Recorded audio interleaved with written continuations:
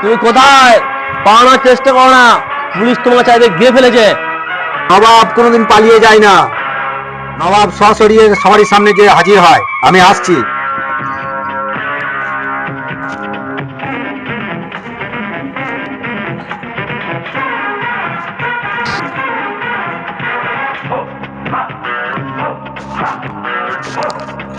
তুমি নেমে এসো।